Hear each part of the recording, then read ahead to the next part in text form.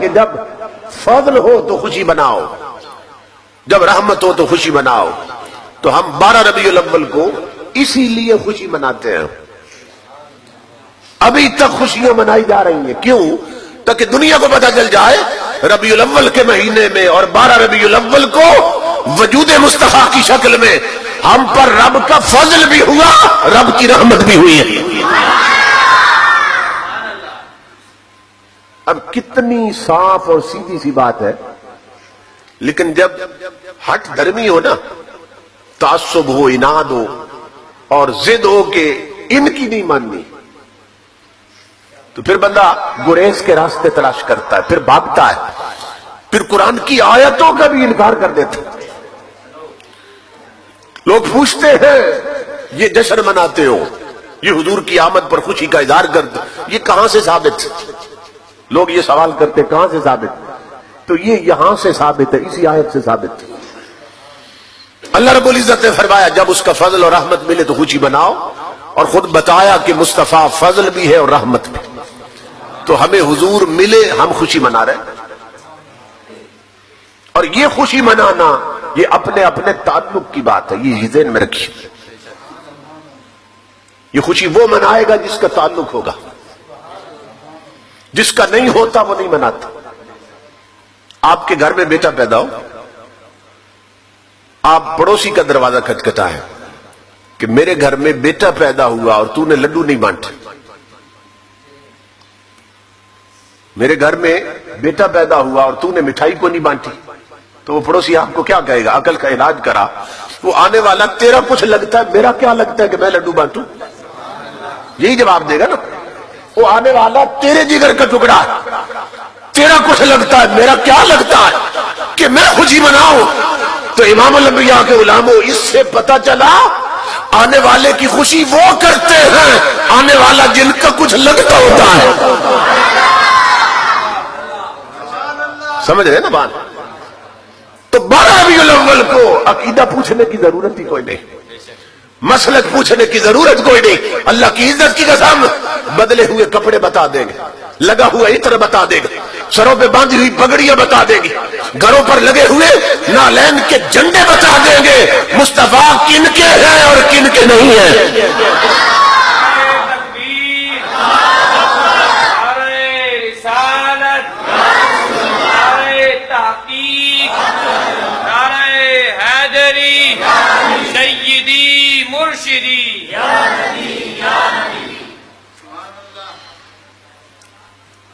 چہرے بتا دیں گے کس پہ فضل ہوا کس پہ نہیں ہوا. گھر کی رونق بتا دے گی کن پر یہ رحمت اتری ہے اور کون محروم رہے. تو جن پر اتری ہے وہی خوشی منا رہے.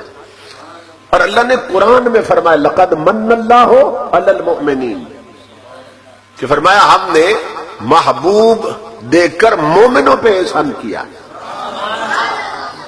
سمجھ رہے ہیں نا؟ کافروں کا ذکر کوئی نہیں، منافقوں کا ذکر کوئی نہیں، بد مذہبوں کی بات ہی نہیں ہو رہی. فرمایا یہ جو یار دیا ہے ہم نے احسان ہی مومنوں پہ کیا، اور جن پہ احسان کیا ہے وہی خوشی منا رہے ہیں.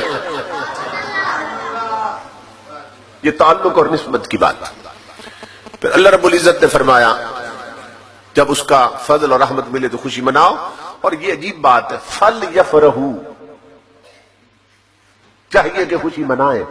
یعنی خوشی کا حکم تو ہے، منانے کا طریقہ نہیں بتایا.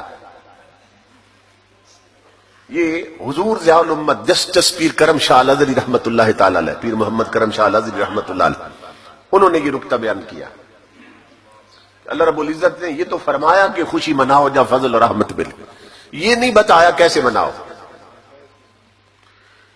وہ کہتے ہیں اس لیے نہیں بتایا کہ اس میں ہر مومن کے ایمان کا امتحان ہے.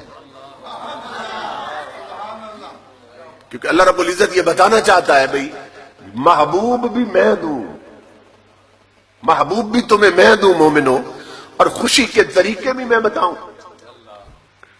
پھر تمہاری محبت کس کام کی؟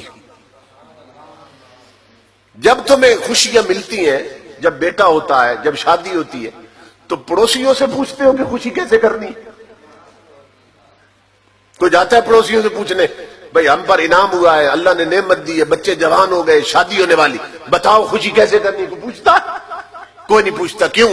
کہ جس کے دل میں سچی خوشی ہوتی ہے اسے منانے کے طریقے خود آ جاتے ہیں۔ اللہ رب العزت نے فرمایا میں نے محبوب دینا تھا وہ میں نے دے دیا، اب طریقہ میں نہیں بتاؤں گا۔ کیوں؟ کہ جس کے دل میں مصطفیٰ کے آنے کی سچی خوشی ہوگی اسے منانے کے طریقے خود آ جائیں گے۔ سمجھ رہے نا؟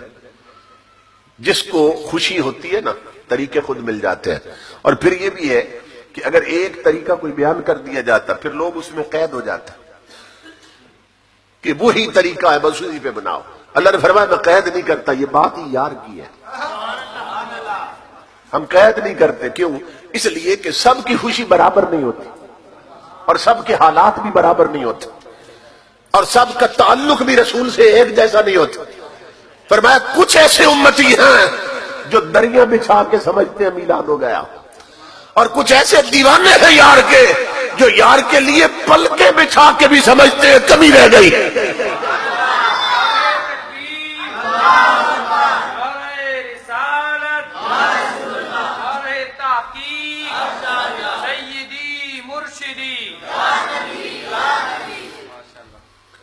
کچھ امتی ایسے ہیں جو چراغ جلا کے سمجھتے ہیں میلاد ہو گیا، اور کچھ عاشق ایسے ہیں یار کے جو دل جلا کے بھی سمجھتے ہیں کمی رہ گئی۔ اس لیے فرمایا ہم پابندی نہیں لگاتے، جس کو خوشی ہوگی اسے طریقے آ جائیں گے، اور جس کو جتنی خوشی ہوگی اس کو اتنے طریقے آ جائیں گے۔